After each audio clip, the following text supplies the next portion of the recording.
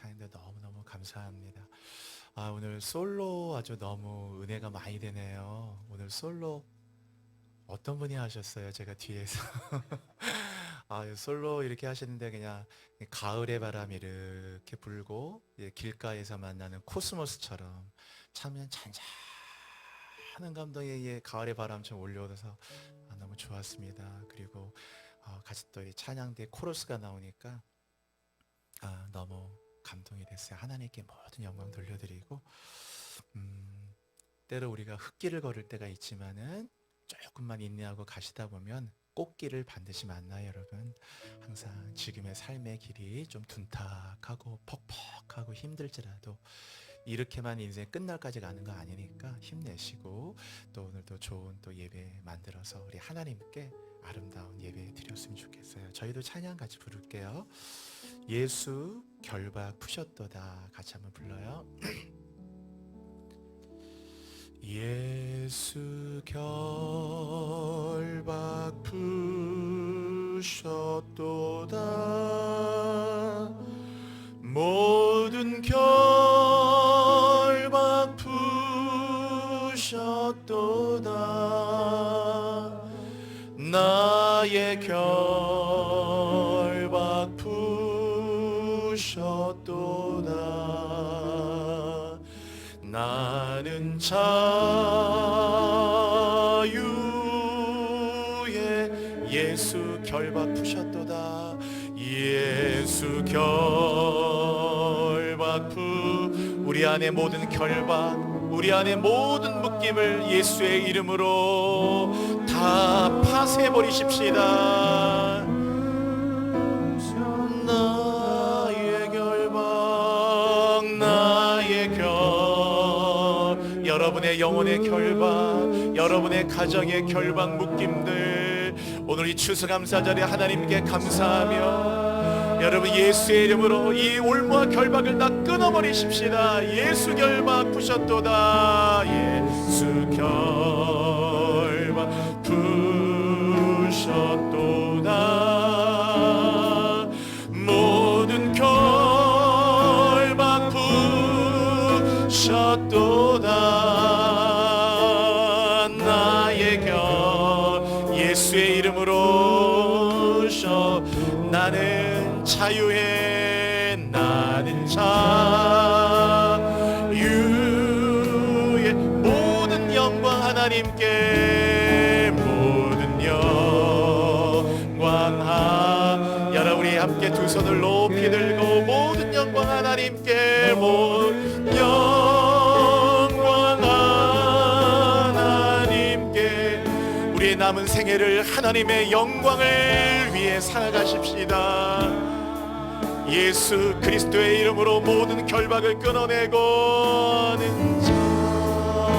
감사. 여러분이 마지막으로 한 번 더요. 모든 영광 하나님께, 모든 영광 하나님께. 우리의 마음의 문을 활짝 열고 주님의 저 천국의 보좌를 향해 달려갑시다. 천국은 진노하는 자의 것입니다. 하나님께 주님 감사해요.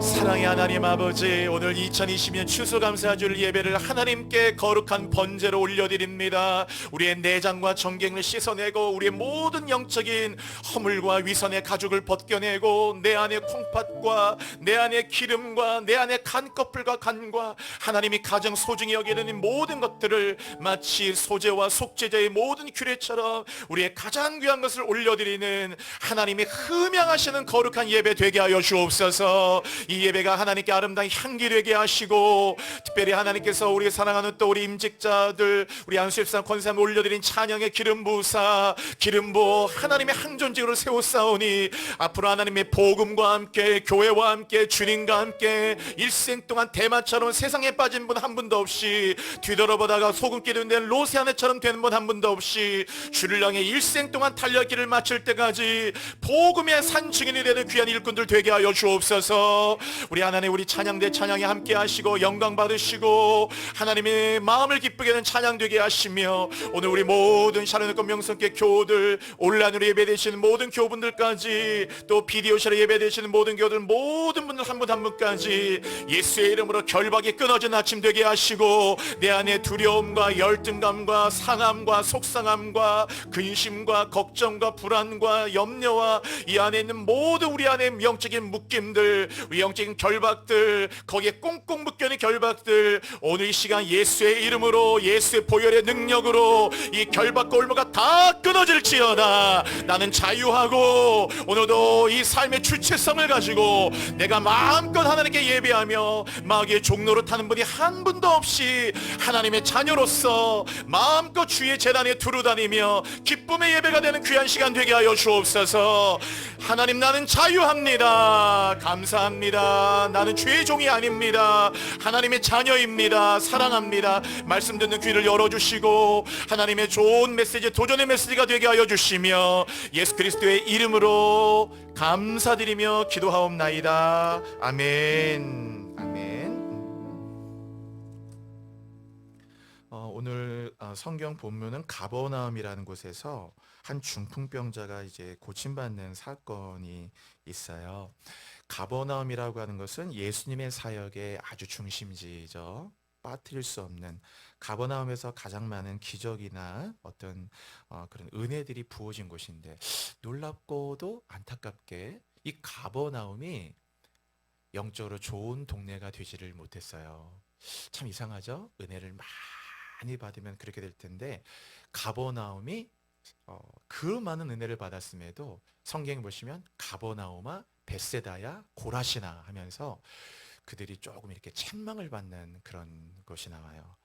아무튼 은혜만 많이 받는다고 해서 그것도 변하는 건 아닌 것 같아요. 같은 그 삶의 삶, 우리가 주님을 얼마나 인격적으로 만났냐가 중요한 것인데 오늘 이 가버나움에서 이 한 중풍병자가 주님 만난 사건인데 이 안에 우리가 생각하기에 너무 소중하고 중요한 메시지가 담겨 있어요. 오늘 우리가 함께 그 부분을 조금 생각하고 묵상하면서 저 자신이 너무 하나님께 너무 찔림을 받은 말씀이고 제가 이 말씀 때문에 진짜 많이 기도하면서 울었어요. 얼마나 성경이 있는데 주님이 말씀 듣고 찔리는지 너무 회개가 되고 목사로서 부끄럽고 이래서 오늘 함께 추수감사절 말씀에 같이 나누고자 합니다. 자, 우리 1절 한번 같이 읽어볼게요. 1절입니다. 여러분 읽어주세요. 시작. 수일 후에 네, 가버나움이 나오죠. 장소는 가버나움입니다. 집에 계시다는 소문이 들린지라. 자, 2절 읽겠습니다. 시작. 많은 사람이 모여서 문 앞까지도 들어설 자리가 없게 되었는데 예수께서 그들에게 도를 그러니까 우리 이런 구절들은 우리가 이제 관찰 구절이라고 해요. 성경 읽을 때 메시지를 주는 부분도 있고 관찰해야 될 부분이 있는데 2절 같은 경우는 잘 성경 읽을 때 관찰해야 될 본문이죠. 우리가 이런 걸 큐티하거나 그러실 때 보세요. 많은 사람이 모였어요.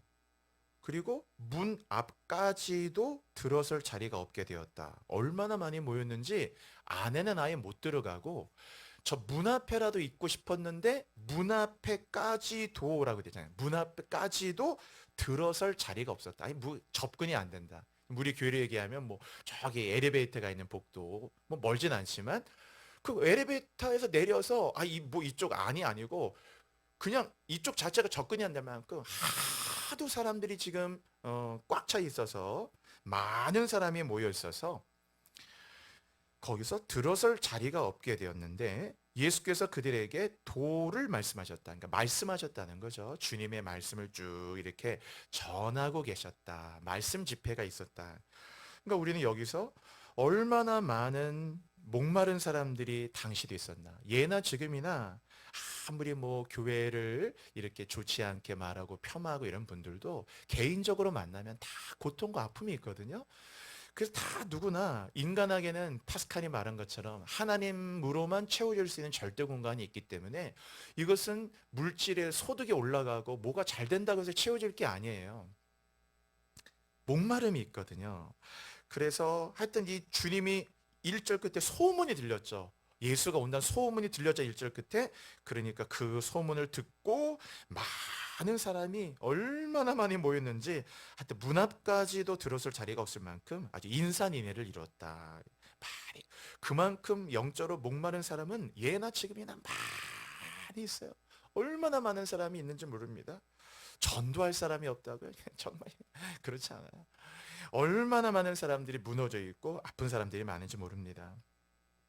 그런데 이제 그 3절 한번 볼게요. 자, 사람들이 등장하는데요. 3절이요. 시작. 사람들이 한 중풍병자를 네 사람에게 메워 가지고 예수께로 올세. 역시 이것도 이제 관찰 본문인데 거기 보면은 세 부류가 나와요. 사람들 한 부류, 그리고 한 중풍병자, 그리고 중풍병자를 메고 가는 네 명의 사람, 이렇게 나와요.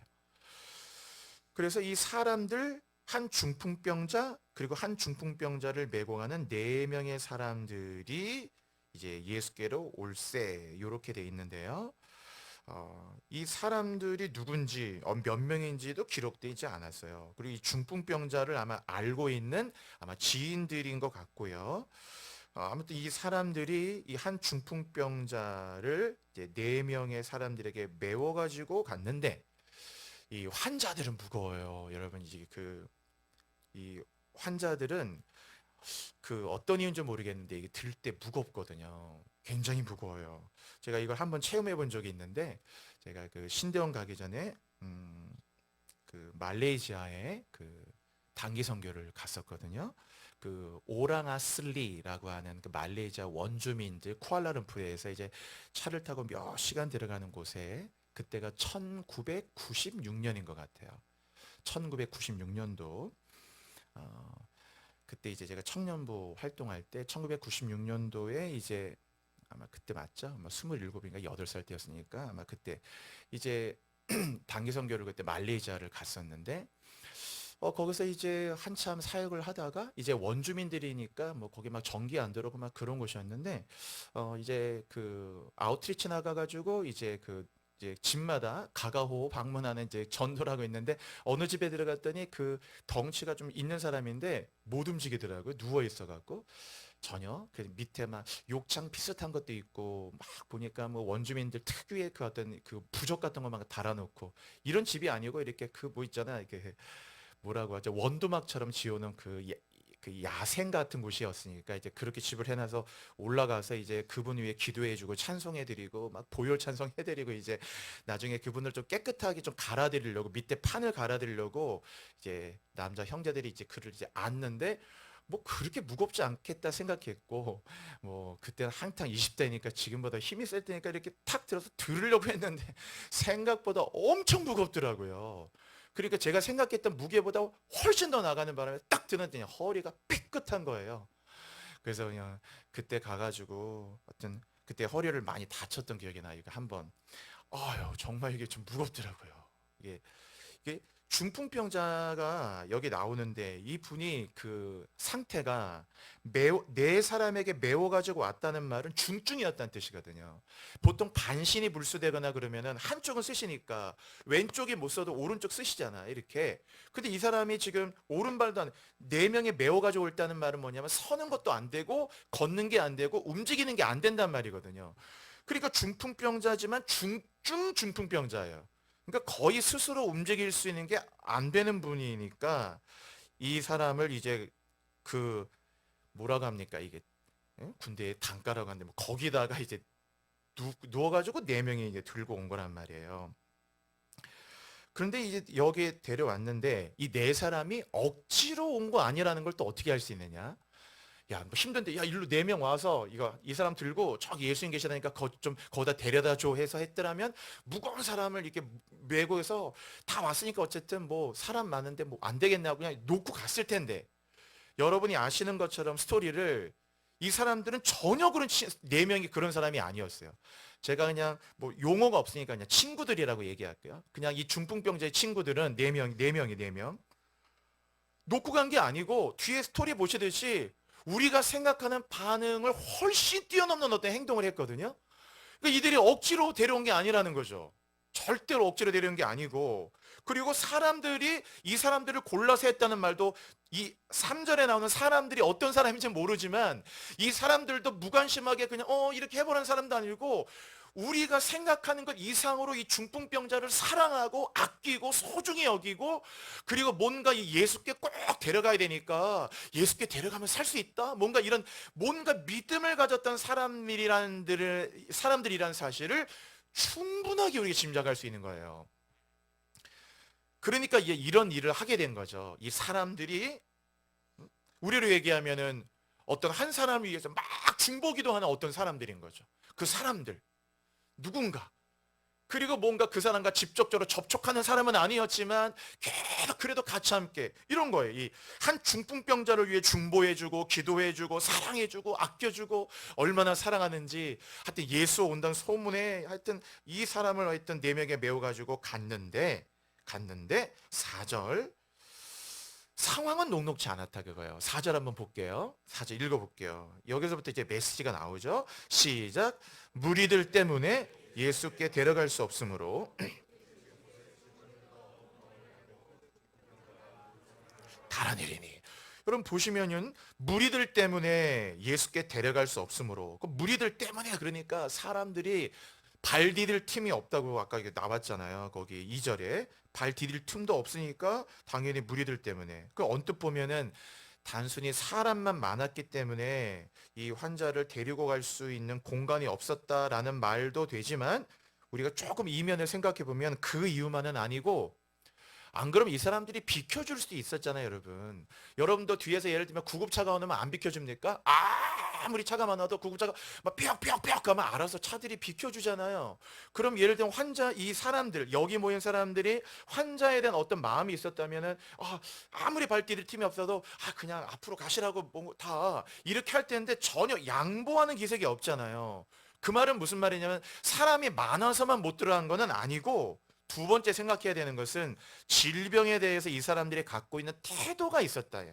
유대인들이 특유의 유대인들은 질병을 반드시 죄와 저주와 연관을 시키는 버릇이 있어요.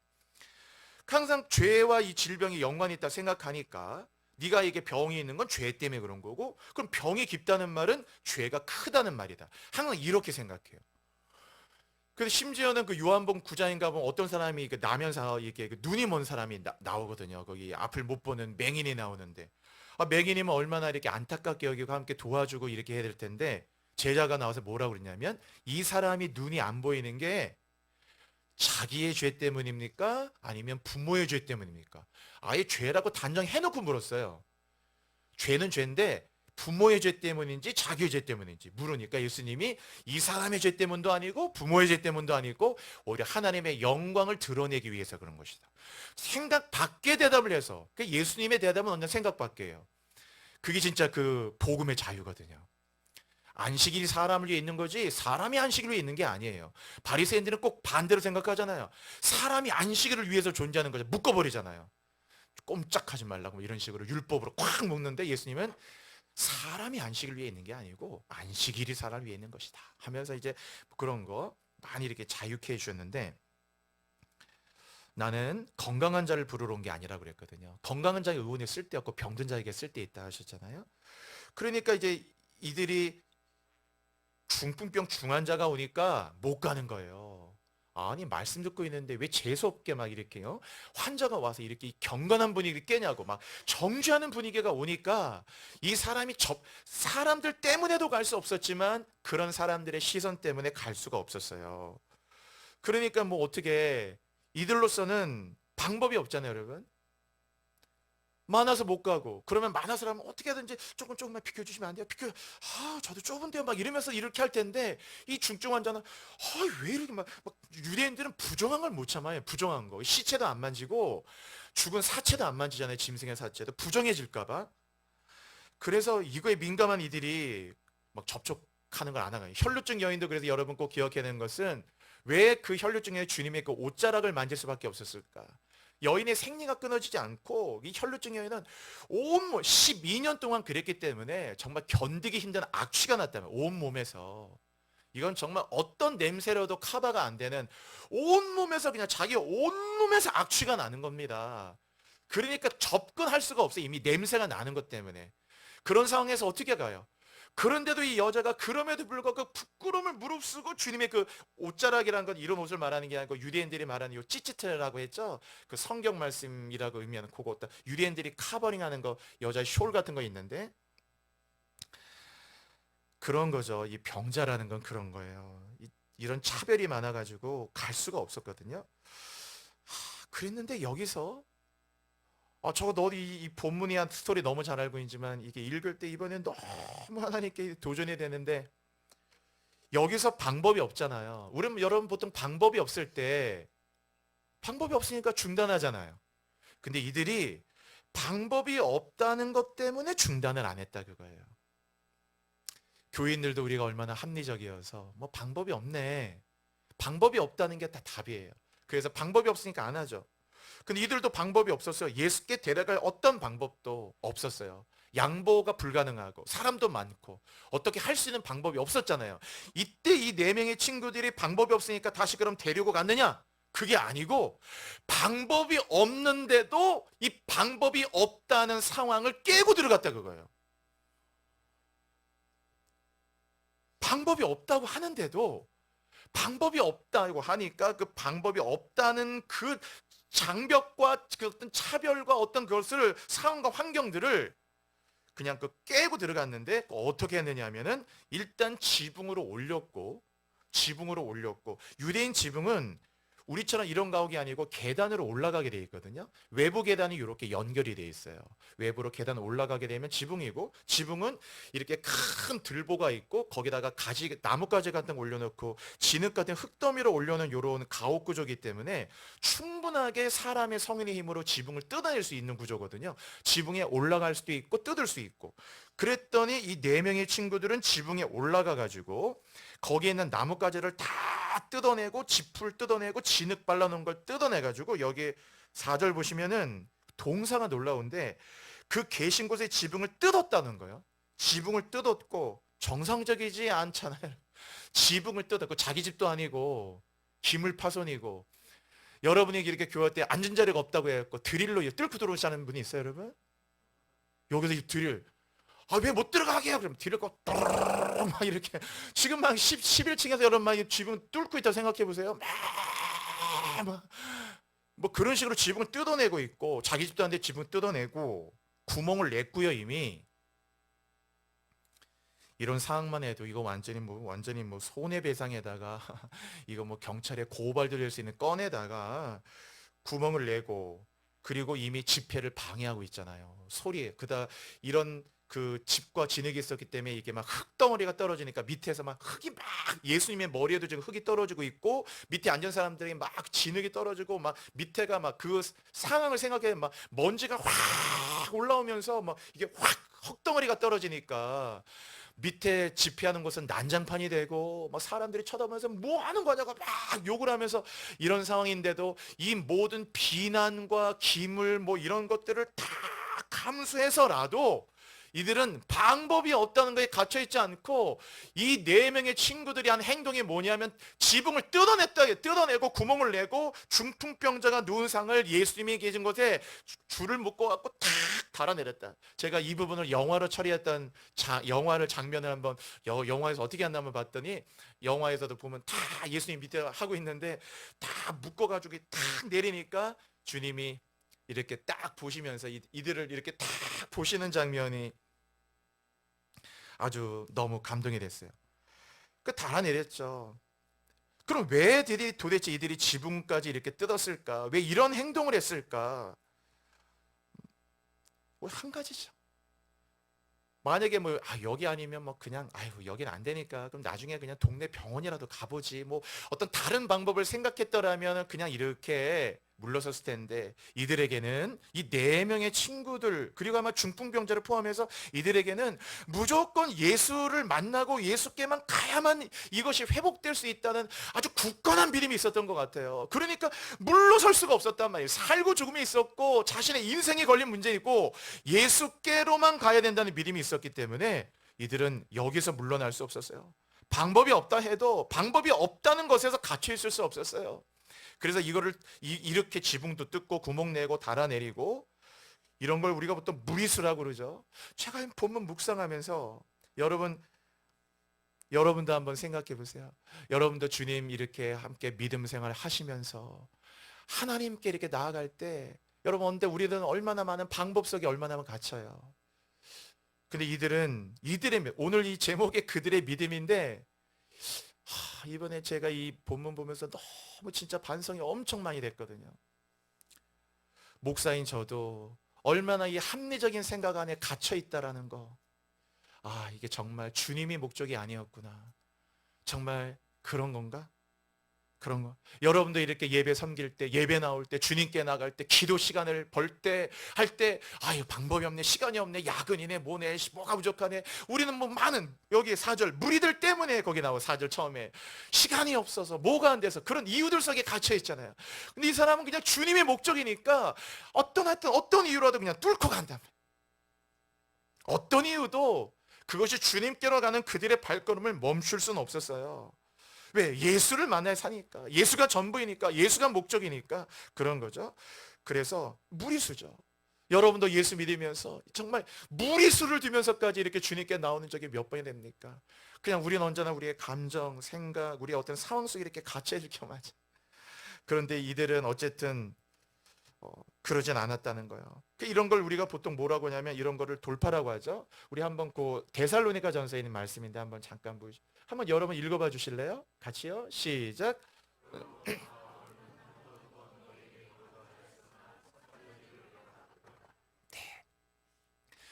바울이 거기 위에 보시면 한 번, 두 번이란 말이 있죠. 여러분 해볼까요? 한 번, 두 번. 한 번, 두 번은 꼭 두 번을 말하는 게 아니고 여러 번 트라이 했다는 거예요. 여러 번 데살로니가 가려고 트라이 했지만, 시도했지만 사탄이 우리를 막아서 가로막혔다니, 계속 가로막혔다고 해서 바울이 데살로니가를 못 갔느냐? 아니에요. 결국 데살로니가 가게 되고 핍박이 있었고, 그래도 아무리 우리를 막았지만 여기도 무리를 때문에 못 갈 때 우리가 이런 걸 돌파라고 하죠. 브레이크트루 하는 거죠. 이렇게 뚫고 가는 거예요. 어쨌든 이들이 이렇게 뚫고 가서 예수밖에 없었기 때문에 이렇게 달아내렸더니 5절, 오늘 요절인데 한번 같이 읽을게요. 5절입니다. 시작. 예수께서 그들의 믿음을 보시고 중풍병자에게 이르시되 작은 자야 내 죄 사함을 받았느니라 하시니, 여기 보시면 예수께서 그들의 믿음을 보시고 했어요. 여러분 같이 한번 해보실래요? 그들의 믿음을 보시고. 여러분 주님이 뭘 보셨다고요? 그들의 믿음 보셨다. 그럼 믿음을 왜 보실까요, 여러분? 믿음이 가장 귀하니까. 그들의 행동을 보신 것도 아니고, 그들이 누군가를 보신 것도 아니고, 그들의 학력을 본 것도 아니고, 그들의 외모를 본 것도 아니고, 남잔지 여잔지를 본 것도 아니고, 누구지? 누가 이런 일을 하는 거지? 왜 집회하는데 왜 지붕 뜯고 왜 이렇게 막 이런 거, 누군지를 본 게 아니고 그들의 믿음을 보셨다. 믿음을 보시는 이유는 가장 믿음이 귀하니까. 믿음이 있는 곳에는 어떤 주님의 역사가 일어나요. 믿음은 하나님의 역사의 시발점이 되고 어떤 그 일들을 일으키는 하나의 영적인 방아쇠가 되거든요. 믿음이 있는 곳에는 놀라운 능력이 일어납니다. 믿음이 없이는 기쁘시게 못하나니 하나님께 나간 자는 반드시 하나님이 계신 것과 또한 그가 자기를 찾는 자들에게 상 주시는 이심을 믿어야 할지니라. 믿음 있는 곳에 역사가 일어나죠. 믿음이 가장 귀하니까. 이 말씀이 너무 다가오더라고요. 여러분 사람 볼 때 뭐 보십니까? 당연히 우리도 아무리 그래도 믿음 좋다 그래도 뭐 사람의 외모를 보고 키를 보고 몸매를 보고 학력을 보고 뭐를 보고 우리가 보는 거 진짜 많은데 주님이 뭘 보신다고 여러분? 믿음을 보신다. 지금 여러분 예배드리고 우리 다 예배드리지만 하나님이 몇 명 모였냐, 뭘 했냐, 이걸 보시겠어요 여러분? 주님이 예배드리는 우리의 믿음을 봅니다. 믿음을 보시는 겁니다. 그래서 저도 목사지만 나는 뭘 볼까? 여러분도 그래서 이 말씀 보시고 항상 사람을 보실 때 그 사람의 믿음을 보는 훈련. 사무엘도 그게 안 됐어요. 그래서 사무엘도 그렇게 안 되니까 하나님이 사무엘아 너는 왜 외모를 보느냐? 사람은 외모를 보지만 나 여호와는 중심을 본다. 이러셨거든요. 우리가 아무리 뭐 이런 교회에서 장로가 되고 권사가 되고 안수집사가 된다고 해도 사람 보실 때 여러분 이렇게 믿음을 봅니까? 우린 금방 믿음을 보는 게 잘 안 돼요. 늘 보면 그냥 다른 걸 보게 되잖아요. 다른 걸 보니까 쉽게 판단도 쉽게 하죠. 그걸 보고서 왜 저러지? 판단도 하고. 주님이 이들의 행동이 사실은 집회를 이렇게 방해하는 행동이었고, 남의 집 지붕도 뜯어버리고, 집주인이 볼 땐 얼마나 황당한 일이고, 여러 가지, 아니 지금 뭐 하는 거냐 이렇게 책망한 게 아니고, 주님이 이 행동이 딱 일어나자마자 사람들은 비난을 했는데, 놀랍게 예수님은 비난으로 본 게 아니고 그들의 믿음을 봤다라는 거예요. 저는 이 구절에 그래서 주님의 해석이 이렇게 다르구나, 너무 새롭게 느껴졌어요. 여러분도 교회에서 어떤 분들의 행동을 볼 때, 저 집사님 왜 저렇게 행동하지? 라고 보일 수 있는 행동이 있을 수 있지만, 주님은 그 행동과 이렇게 내가 보여지는 그 어떤 외적인 행동만이 아니고, 주님은 왜 저 사람이 저렇게 하는지 믿음을 보신다는 거 기억하셔야 돼요. 나는 그 사람을 비난하는데, 오히려 놀랍게도 주님은 그 사람을 칭찬할 수 있어요. 오늘 본문도 똑같잖아요. 지붕 때리니까, 왜 집회를 이런 식으로 방해하고, 막 내가 너 경찰에 고발할 거야 막 이럴 수도 있는 거고, 막 제정신이 아니거나 막 이럴 수 있는 거고, 막 머리에 흙덩어리가 떨어지니까 막 여기에 흙을 털면서 이게 뭐 하는 거냐고 막 비난할 텐데, 주님은 영화 속의 장면도 그렇게 되어 있더라고요. 따뜻한 눈빛으로 그들을 이렇게 주님이 보시는데, 제가 순간 울컥했다니까요. 주님이 보시는 게 그런 거구나. 믿음을 보시고 그때 믿음을 보는 거죠. 여러분 꼭 사람을 보실 때 믿음을 보려고 하는 생각을 꼭 가지시고요. 꼭 그렇게 보세요. 그럼 달리 보이는 것 같아요. 그의 믿음을 자꾸 보려고 하면, 그러면 달리 보이고 너무너무 해석이 달라지는 것 같은, 믿음을 보시고 그런 거죠. 그런데 뭘 보셨냐? 그들의 믿음인데, 이 그들의 믿음이라는 게 오늘의 주제예요. 그들의 믿음이 뭡니까, 여러분? 이 사람들은 자기가 아파서 온 게 아니에요. 자기가 중풍병에 걸린 것도 아니고, 이 중풍병자의 가족도 아닌 것 같아요. 가족이라면 썼겠죠. 분명히 성경에다가 이모부, 고모부 막 이런 거 썼을 텐데, 삼촌, 거기 기록이 안 되고 네 사람에게라만 나왔으니까 가족도 아니었던 것 같아요. 여러분, 가족도 아니고 자기 아버지도 뭐 삼촌도 아니고 누구도 아닌데, 어찌 보면 전혀 남남인 사람들이고 알고 있는 사람들일 뿐인데, 이 그들은, 네 명의 이들은 방법이 없을 때 딱 갇혀 있지 않고, 오히려 이런 엄청난 비난과 남의 집 지붕도 뜯고 이 손해배상은 어떻게 할 것이며 막 우리는 그런 계산이 먼저 올라가잖아요. 그런데 전혀 그런 것도 계산하지 않고 계신 곳에 지붕을 뜯고 구멍 내고 달아내리고 비난하고 다 감사하고, 이들이 아랑 개의치 않고 나중에 보면 다 이 줄로 묶어서 위에서 주님이 계신 곳에 이들 딱 줄로 이렇게 달아내리더라고요. 이렇게. 그게 그들의 믿음이죠. 그들의 믿음. 저희 추수감사를 준비하는데, 이 말씀 묵상하는데, 참 이렇게 말씀을 더 읽어기 어려울 만큼 감동받았어요. 나의 믿음은 어떤 믿음일까? 이들의 믿음은 첫 번째, 남을 사랑하는 믿음이에요, 여러분. 주님이 보셨는데, 예수께서 그들의 믿음을 보시고 5절 그랬잖아요, 여러분. 이 구절을 꼭 오늘 여러분의 삶의 구절로 가져가세요. 예수께서 그들의 믿음을 보셨는데, 이 그들의 믿음이란 남을 사랑하는 믿음. 얼마나 이 중풍병자를 사랑하는지, 내가 널 포기할 수 없다는 거. 포기를 못하겠다. 예수께 가면 꼭 나을 수 있을 텐데 포기 못해. 무리들 때문에, 아니 뭐라고 해도 내가 꼭 데려갈게, 내가 반드시 데려갈게. 얼마나 긍휼히 여기는지 이렇게 보는데 너무 반성이 되는 거예요. 저는 심지어 목회까지 하는 목회자인데, 내 믿음이 그저 그냥 뭐 설교 잘하려는 믿음, 특히 목회 흠집이 없는 정도의 믿음, 그저 교회 목회 무난하게 하려고 하는 믿음, 그저 성도들에게 욕 먹지 않은 정도의 그런 목회를 지키려는 믿음. 난 진짜 그런 믿음 아닌가? 응? 내가 진짜 누군가를 적어도 목회자로까지 부름받아가지고 한 사람이 아프면 그 사람의 고통 볼 때 얼마나 고통하고 얼마나 아플까 생각하고, 주님, 제가 저 사람을 살리려면 어떻게 해야 되는 거죠? 저 사람의 아픔을 위로해주면 내가 어떻게 해야 되는 거죠? 지붕을 뜯어야 됩니까? 아니면 욕을 먹어야 됩니까? 그것도 개의하지 않고 이 정도로까지 그 사람을 막 사랑하는 믿음. 저는 갑자기 주님께서 막 성경 이렇게 묵상을 하는데 막 이렇게 막 찔러 오셨는데, 막 감당이 안 되더라고요. 여러분의 믿음은 어떠세요, 여러분? 저는 너무 반성이 되고 부끄러워가지고 성경 읽다가 그냥 저는 이제 성경 읽다가 막 은혜가 될 때 그냥 얼굴을 이렇게 꽉 박는 습관이 있거든요.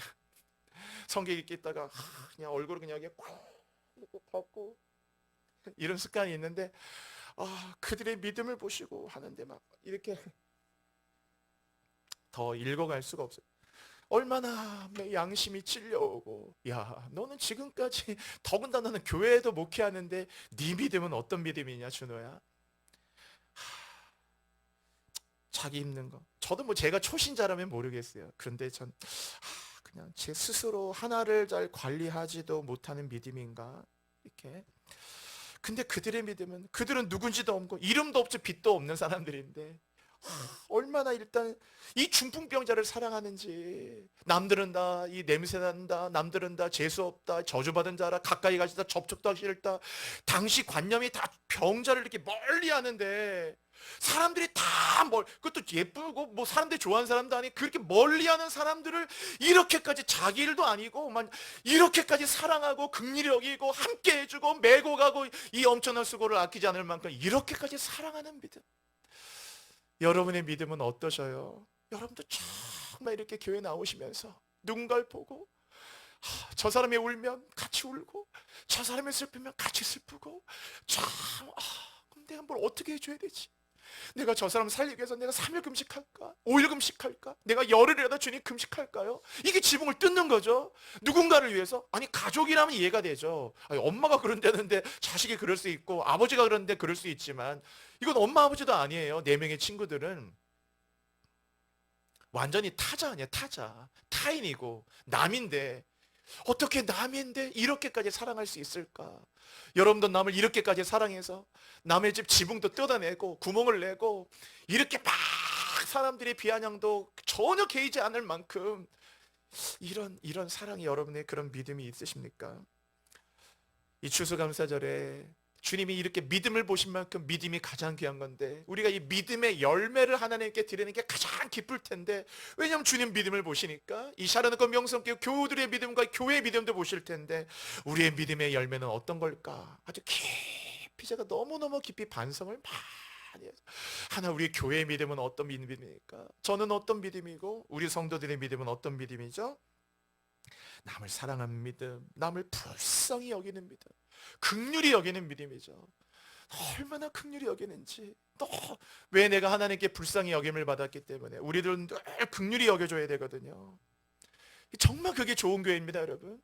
좋은 교회는 게 뭐겠어요? 성도들 서로를 불쌍히 여겨야 돼요. 아우, 저 집사님 오늘 주일날 오시기 얼마나 힘들었을 텐데 교회 오셨구나. 아유, 저렇게 집이 먼데도 이래 무슨 일이 있는데 이렇게 교회 오셨구나. 감사하다.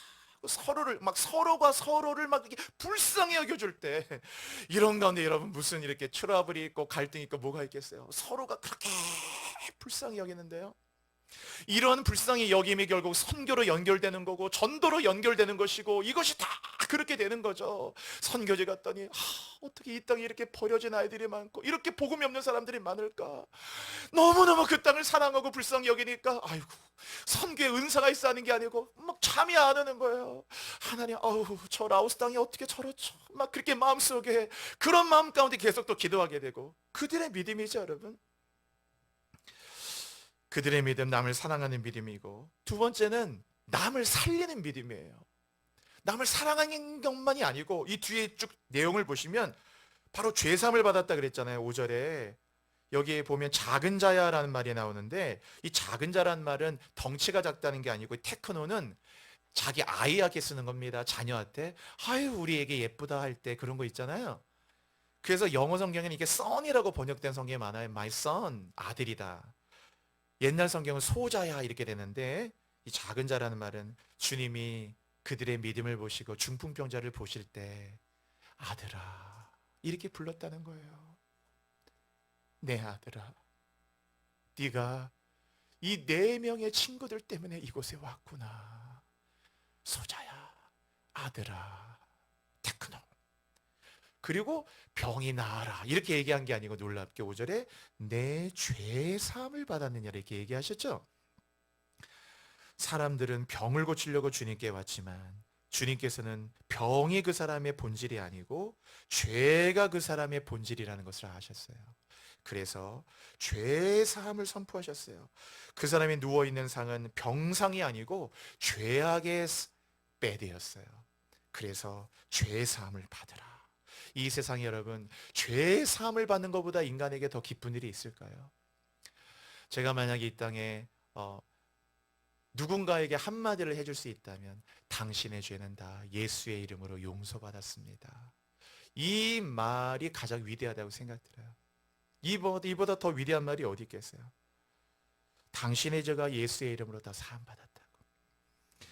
우리는 죄사함의 권리는 없고 죄사함을 선언만 해줘야 되는 같이 해줘야 되는데, 예수님은 죄를 사할 권세가 있었기 때문에 이 사람의 죄의 문제를 바로 해결해 주시죠.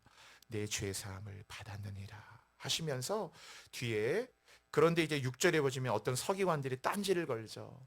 그래서 항상 뭔가 본질을 붙잡고 가려면 딴지 걸고 이렇게 엄청나게 많은 이 공격을 받아요.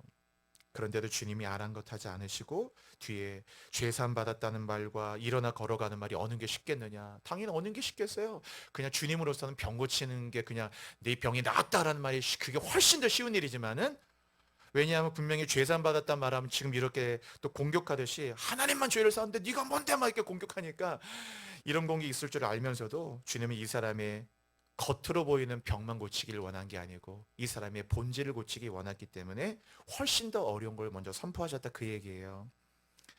그래서 이 사람의 것들을 다 선언해줘. 그리고 11절에 보세요 여러분. 죄산만 받은 게 아니고 병도 고쳐줍니다. 11절 같이 읽어볼까요? 시작. 내가 내게 이르노니 일어나.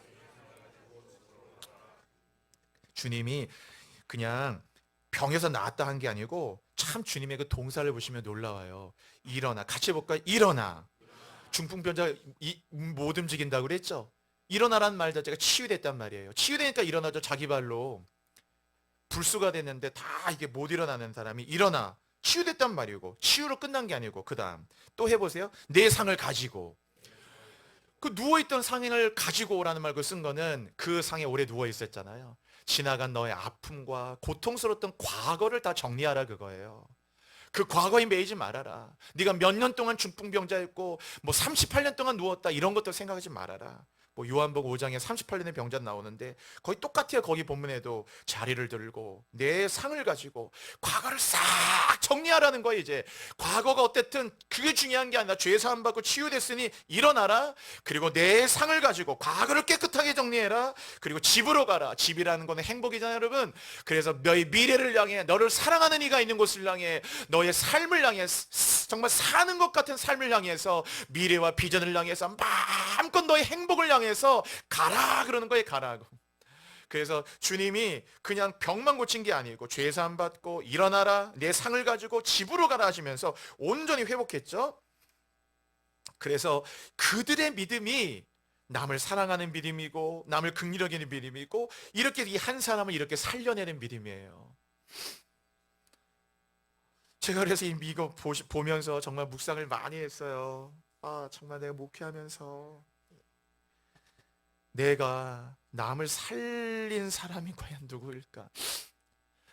여러분도 지금까지 믿음 생활 해오시면서 여러분의 믿음을 보시고 여러분의 그 믿음 때문에, 여러분의 그 누군가의 중보기도, 여러분의 그 눈물의 기도, 여러분의 그 눈물의 권고 때문에 마치 중풍병자를 메고 그리고 그 사람을 주님께 데리고 오고, 뭐 상황이 많아요. 바쁘대 시간이 없고 뭔 일이 있어 사람을 지붕도 뜯고 뭐 가서 뭐 픽업해오고 이런 건 문제도 아니고 지붕도 뜯고 구멍을 내고 달아내리고 비난 감사하고 너 어떻게든 예수님 만나야 너 사는 거니까 이렇게까지 해서 그 사람을 살릴 사람이 내가 얼마나 될까? 이게 단순히 무슨 전도만이 아니겠죠. 정말 나로 말미암아 살아난 사람, 남을 살리는 믿음, 사람을 살리는 업으로 우리 불러주셨는데 우리의 믿음이 이런 믿음이 있는 건 아닐까? 나 자신 속에만 이렇게 딱 갇혀있는 믿음들, 오늘 한번 여러분의 믿음을 추수감사절에 생각해 보셔요.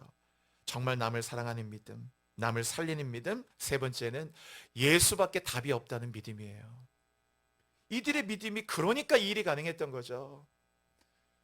예수밖에 답이 없으니까 다른 데 갈 데 없다 그거예요. 기도 외에 이런 요가 나갈 수가 없듯이 예수밖에 답이 없다. 그러니까 지붕이는 뭐든 문제 안 된다. 그 지붕 뜯은 거 물어주는 건 다 내가 물어주겠다 그거예요 여러분. 다 물어주겠다. 뭐 그런 거죠. 우리에게 뭐 당신이 교회만 나온다면 내가 뭐 성경도 사주고 뭐도 하고 집까지 픽업 그런 거 다 줄 테니까 어떤 수고도 아끼지 않는 거예요. 이게 뭐 단순히 어떤 한 사람의 어떤 전도의 문제만 아니죠. 그 사람의 영혼 살리고 자식이라면 그렇게도 할 수 있고 내 남편이라면 그렇게도 할 수 있겠지만 중풍병자의 친구들은 그런 게 아니라니까요. 어떻게 정말 이런 타자에 대해서 이런 마음을 가질까? 그들의 믿음이 정말 예수밖에 답이 없다는 믿음이 있었기 때문에 사실 이 모든 게 가능했던 거죠. 예수를 만나야 된다. 어제 조독한 집사님 장례식 예배 있었는데 그 예배 말씀 잠깐 드렸어요. 여러분, 세상에서 제일 불쌍한 자가 누굽니까? 우린 보통 그러면 고아들, 노숙자들, 혹은 뭐 실패한 사람들, 우린 그런 것들을 떠올릴 수 있는 가능성 높지만은 성경에 보시면 그들이 불쌍한 게 아니고 제일 불쌍한 거는 예수 없는 사람이에요. 이 말에 동의가 되신다면 여러분 진짜 예수 만나신 거예요. 여기 본문 보시면 저도 처음 읽을 때 이 중풍병자가 불쌍한 사람이라고 생각했는데 본문 읽다 보니까 예수의 말씀을 들으면서도 끝까지 예수께 대적하고 나가는 바리새인들과 서기관들이 불쌍하더라고요. 여러분 진짜 불쌍한 사람 누굽니까? 이들은 그 사회 엘리트들이었어요. 6절에 서기관들 나오잖아요, 여러분. 6절에 그 서기관들 오늘날로 하면 최고의 엘리트 그룹이라니까, 여러분. 어떠세요? 이 본문 읽을 때 이들이 불쌍해 보여요? 중풍병자가 불쌍해 보여요, 여러분? 이 이야기의 결말도 보세요. 이 이야기의 결말은 중풍병자가 예수 만나서 완전히 죄산 받았죠. 일어났죠. 자리를 들고 새로운 미래를 향해 걸어가잖아요. 중풍병자 진짜 주님 만나서 이 사람이 불쌍해 보여요? 예수 만난 사람이 불쌍해 보여요? 아니면 여러분이 끝까지 남아가지고 당신이 예수 뭐 하나님의 아들이냐 막 주님께 이렇게 하는 사람이 불쌍해 보여요? 이 사람이 그 당시 유대 사회 최고 엘리트 그룹이라, 엘리트 그룹. 갑 중에 갑이에요. 갑 중에 갑. 누가 불쌍해 보이세요, 여러분?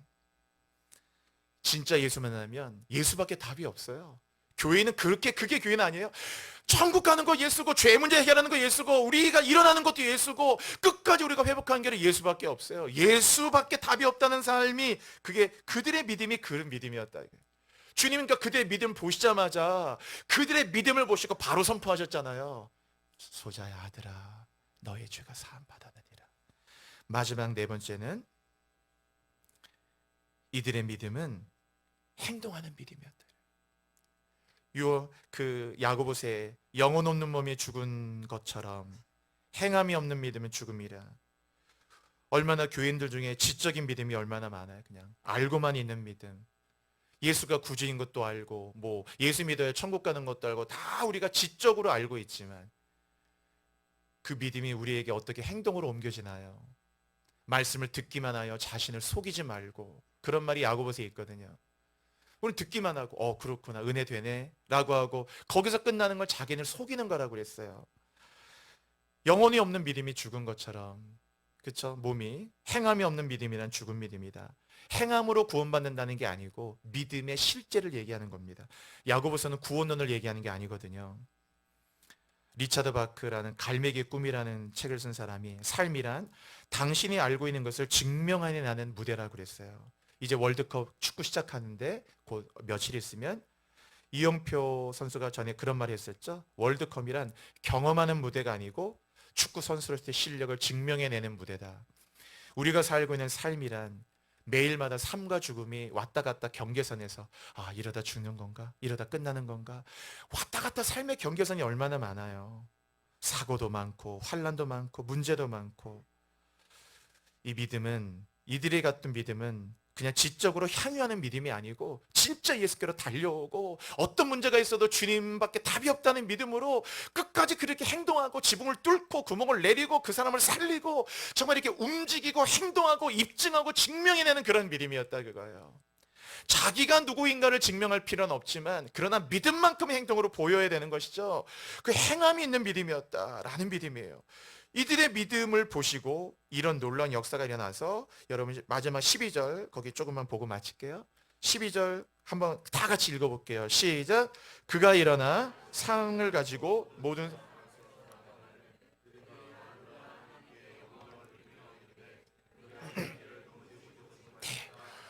그 사람이 상을 가지고 이제 일어나서 사람에게 나가니까 12절 그들이 다 놀다. 그들이란 막 비난했던 사람들이에요. 막 왜 지붕을 뜯고 남의 집 집었던 비난했던 사람들이 결국 주님을 만나서 이렇게 그들이 이루어진 일이 그에게 이루어진 일을 보고 다 놀랐다 그랬죠. 12절 다 놀라서 엄청나게 깜짝 놀라 하나님께 영광을 돌렸대요. 결국 그들의 믿음이 결국 남에게 피해주고 아수라장을 만들고 집회를 방해하는 믿음이 아니었고 그들의 믿음이 결국 어떤 결과를 냈느냐, 거기에 있는 모든 사람들을 다 놀래켰고 그들 모두가 12절 하나님께 영광을 돌리며라고 했잖아요. 그들의 믿음이 그 주변에 있는 모든 사람들에게 다 하나님의 살아계심 보여주고 은혜를 보여주면서 하나님께 영광을 돌리게끔 만들어 주었던 믿음이었다. 그리고 12절 끝에 이르되 고백을 했죠. 영광을 돌리면서 우리가 이런 일을 도무지 보지 못하였다. 제가 이 구절이 너무 좋아가지고 전에 이제 섬기던 교회에서 대학부 섬길 때 이거 그냥 몇 년 동안 항상 요절로 섬게 돼. 우리가 이런 일을 도무지 보지 못하였다. 여러분 진짜 예수 믿고 이 믿음으로 가면 은혜로밖에 설명 안 된 일들이 계속 일어나게 될 줄로 믿습니다. 이런 일을 도무지 보지 못해. 어떻게 이런 일이 일어나지? 어떻게 이런 일이 일어나지? 그들의 믿음을 보시고 그런 믿음이 있을 때 이렇게 놀라운 일이 일어나는 거죠. 이제 말씀 정리하고 이런 기도하면 마치겠어요. 제가 이번 이 추수감사절 이렇게 준비하면서 하나님이 또 우리를 어떻게 이렇게 보시고 우리에게 어떤 마음을 가지시고 그런 이제 마음을 갖고 이 성경인데 이때 주신 게 오늘 마가복음 2장이에요. 그들의 믿음을 보시고 얼마나 이 마음속에 반성이 많이 되는지 진짜 제가 엄청나게 속으로 많이 울었어요. 너무 부끄럽고 나만을 간수하는 믿음. 뭐 여러분 중에 뭐 초신자라면 사실 교회 나오신 거 힘드니까 그런 분들 다 그렇게 해드려야 하지만 사실 저나 또 여러분 중에 대다수 분들은 오랜 시간 예수를 믿으신 분들이 많으시잖아요. 늘 나를 간수하고 나만의 어려움 속에 갇혀있는 믿음만은 아닐까. 이 친구들의 믿음은 자기 일도 아닌데 자기가 아픈 것도 아닌데 어떻게 영혼을 이렇게 사랑할 수 있을까? 어떻게 이렇게 영혼을 불쌍히 여길 수 있지? 참 너무 부끄럽다. 난 맨날 믿음이 있다고 얘기하고 믿음을 전하는데 너무 부끄러운 거야 이게. 하나님이 내 믿음을 보시고 뭐라고 얘기하실까? 아이고 너는 그냥 목사가 돼서 맨날 어떻게 네 생각만 하고 살아가냐. 이미 우리 구원이나 이런 문제를 넘어섰다면 너무 부끄러웠어요. 진짜로 너무 반성이 많이 되고 그들의 믿음을 보실 때 주님이 얼마나 감동됐는지 주님은 흙더미 속에서 생각도 안 했어요. 아니 어떻게 오히려 주님을 더 기쁘게 했죠. 아무도 하지 않는 너희들은 어떻게 지붕을 뚫을 생각까지 하고 이렇게까지 나를 향해 달려왔니? 나밖에 답이 없다고 생각하고 달려온 거니? 사람들은 지붕 뜯었다고 욕할 때 주님은 오히려 그들을 보고 더 감동해서 진짜 너희들의 믿음이 살아있는 믿음이구나. 너의 그 마음이 진짜 살아있는 믿음이다. 한 영혼이 살아나고 그들이 살아나고 사람들이 다 놀라고 영광 돌리고 엄청난 기적이 형성되는 거죠. 여러분 우리가 2020년 이 추수감사절 하나님께 드리면서 저의 믿음이 여러분의 믿음이 우리에게만 갇혀있는 믿음 되지 않으시고 오늘 이 5절처럼 중병자 4명의 친구들처럼 남을 살리는 믿음, 사랑하는 믿음, 주님께만 답이 있다는 믿음, 그리고 오늘 행동으로 옮기는 돌파하는 믿음 되셔서 여러 믿음이 일어나시기를 바랍니다. 그리고 이번에 우리 추수감사를 우리 또 다다음 주 우리 총동원 우리 같이 전도하는데 행사하는 거 아니거든.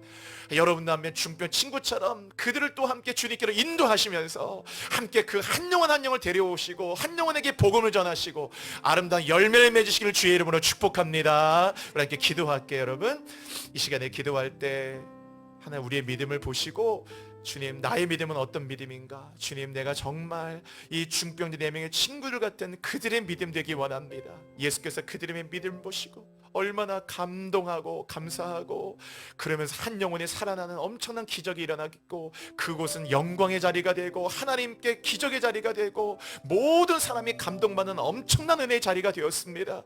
주여 나도 이제 그런 믿음으로 일어나기 원합니다. 나의 믿음이 변화되기 원합니다. 새 포도주를 새 부대에 담듯이 새롭게 하나님 2000년 추수감사절이 믿음의 새로운 포도주가 되고 믿음의 새로운 부대가 되는 믿음으로 일어나게 하여 주옵소서. 주여 부르짖고 기도하겠습니다.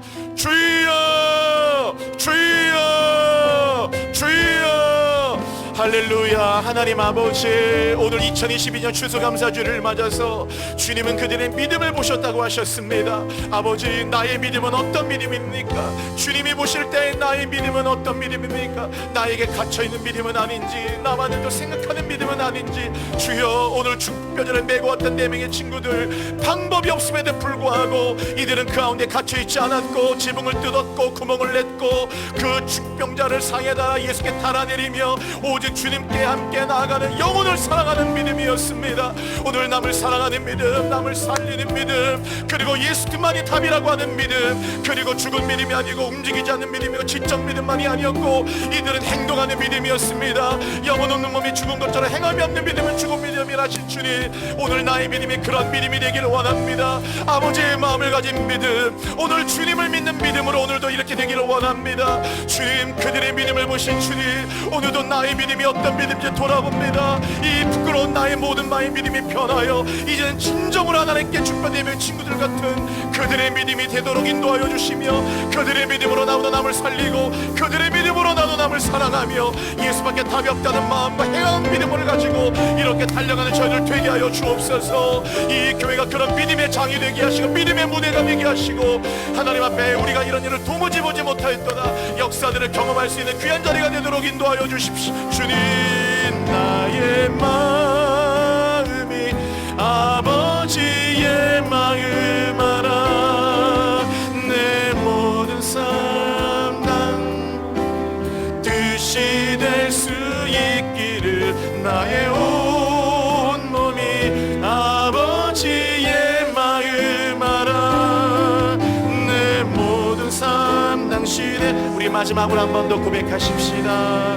나의 마음이, 나의 마음이 아버지의 마음 알아, 내 모든 뜻 아버지의 뜻이 될 수 있기를, 나의 온 몸이 아버지의 마음 알아, 내 모든 삶 당신의 삶 되기를.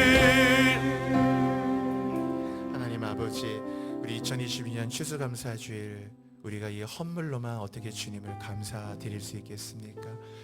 예수께서 그 믿음을 보시듯이 이 교회의 믿음, 우리의 믿음을 보실 텐데, 아버지, 참으로 이 교회가 믿음의 열매 가득하여 주께서 그들의 믿음, 이 교회의 믿음, 우리 교인들의 믿음을 보시고, 하나님 이 교회 모든 우리의 권속들의 믿음을 보시고 영혼들이 살아나고 하나님께 영광 돌리게 되고, 우리가 이런 일을 도무지 보지 못했도다 영광과 기적과 임재와 정말 은혜로밖에 설명할 수 없는 일들이 교회 안에서, 공동체 안에서, 가정 안에서, 교우들의 모임 안에서, 예배 안에서 그런 놀라운 일들이, 치유가 일어나고 죄사함이 일어나고 회복이 일어나고 연합이 일어나는 이 놀라운 일들이 일어나는 믿음의 현장이 되도록 인도하여 주옵소서.